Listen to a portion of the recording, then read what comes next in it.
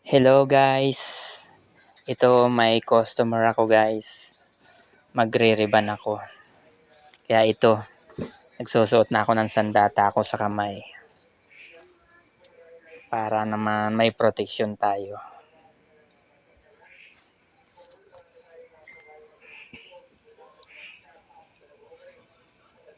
Yan, sinesection ko na siya. Kasi magsisimula tayo guys dito sa ilalim. Pataas yung pag-apply natin ng reband. Kasi yung buhok niya naman, na-reband na daw siya siguro nasa 8 months. Kaya gagawin ko, a-applyan ko siya ng yung bagong tubo lang. A-applyan ko. Kasi yung dulo niya, straight pa naman eh. Pero lalagyan ko pa rin siya nun. Pero ang technique niyan para di natin masira yung buhok ng ating customer. Lalagyan muna natin una yung bagong tubo. Kasi yun matibay yun kaysa dito sa nariban na. Yan, na-applyan ko siya ng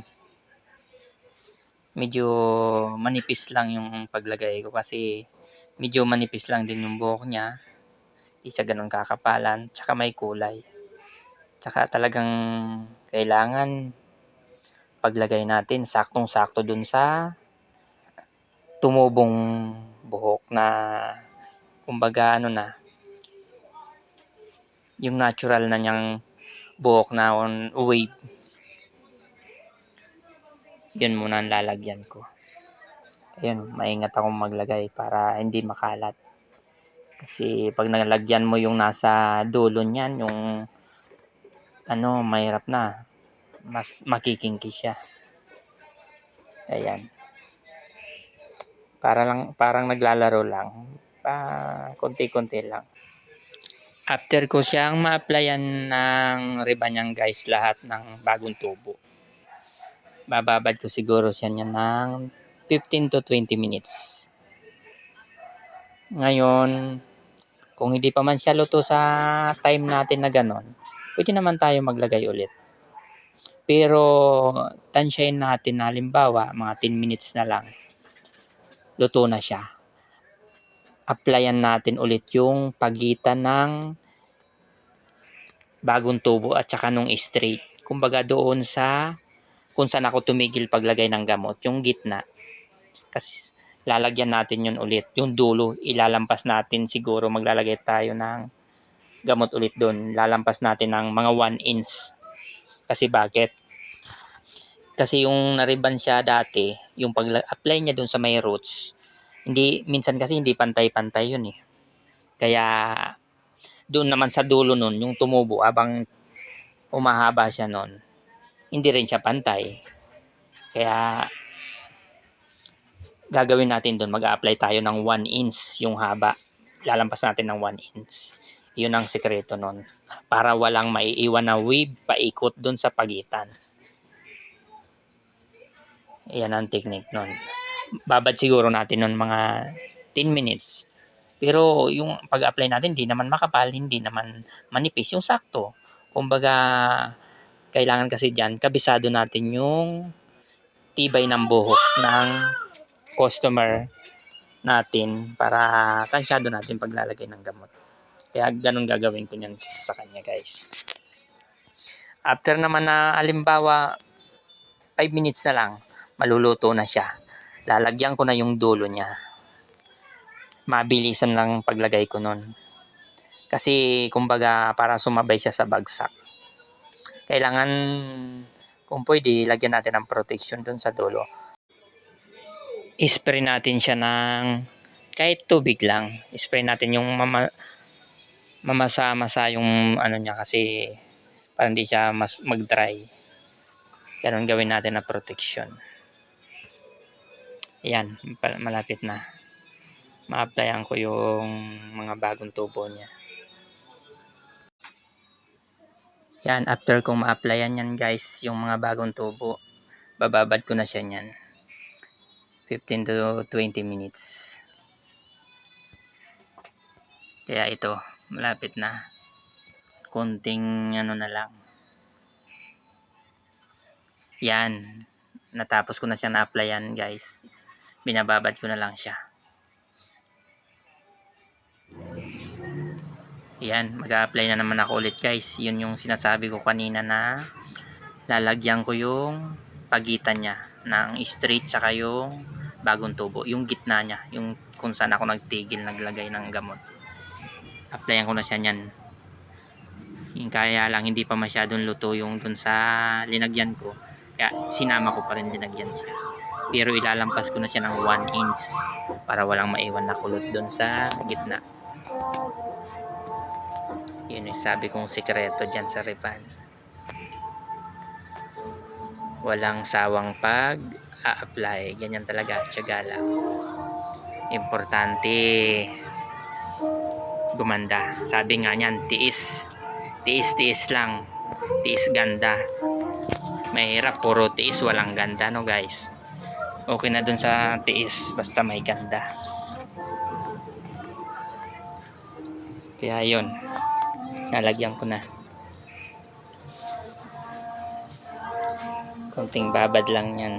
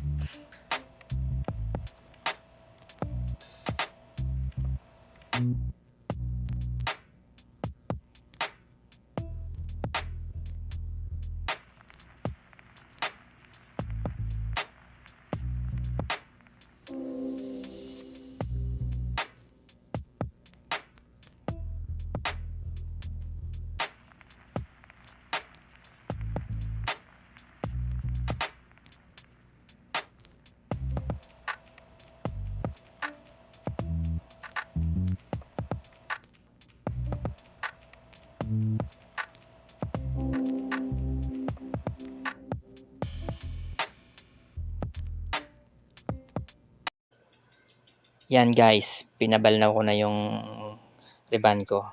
After kong mabalnawan, pinatuyo ko at ito na. Pinaplansya ko na siya. After ko siya niyan maplansya guys, a-apply ko yung neutralizer. Babad lang siya nun ng 25 minutes. After kong ma-apply ng neutralizer niyan guys, babalnaw ko ulit. At susunod ko na naman kulay. Kasi kukulay ko siya. Kasi may pasok na daw bawal na sa trabaho. Kaya yung buhok niya, kukulay ko siya ng nasa ano na lang, level 6, nasa light brown. Kaya medium, ganun. Tsaka may white hair pa siya para makover daw yung puting buhok niya. Ayan, malapit na.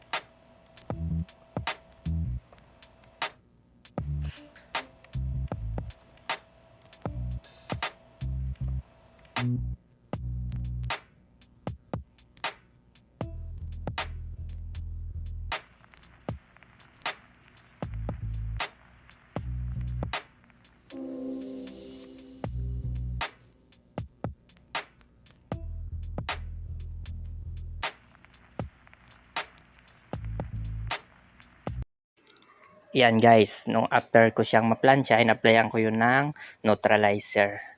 Binabad ko lang siyang 25 minutes. After kong mababad ng 25 minutes, binaldaman ko siya at pinatuyo ko siya. Kaya ito na yun.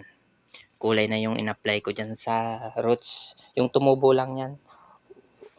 2 inch pa lang yung haba niya. Ay 1.5 inch. Kaya inuna ko muna yung roots.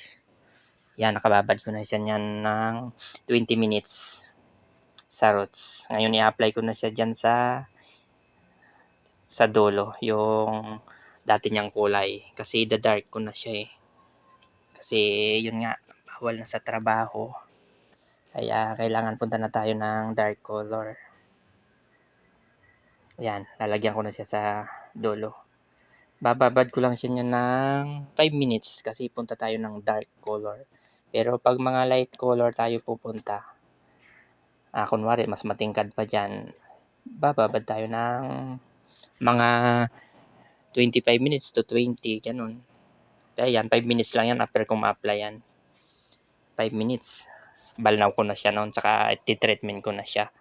Yun, malapit na.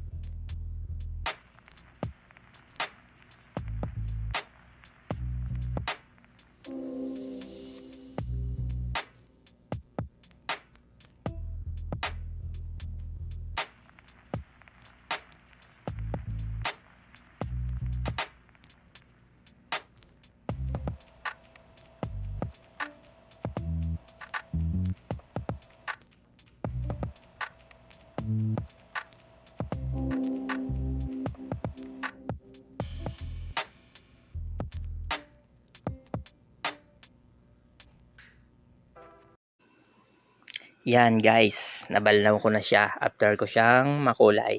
Yan na yung pag natuyo niyan. Yan na yung last na. Yan na yung finished product natin. Wala na akong i-apply na gamot. Papatuyuin ko na lang siya niyan. Wala nang plancha-plancha. Makita natin yung result. Nakabahan na ako. Tingnan nga natin kung maganda. Ayan, malapit na. Konti na lang. Nga pala guys. Alam nyo na. Like and follow naman guys. Ayan, yan na yung finished product natin guys. Ayan. Okay siya. Walang kulot.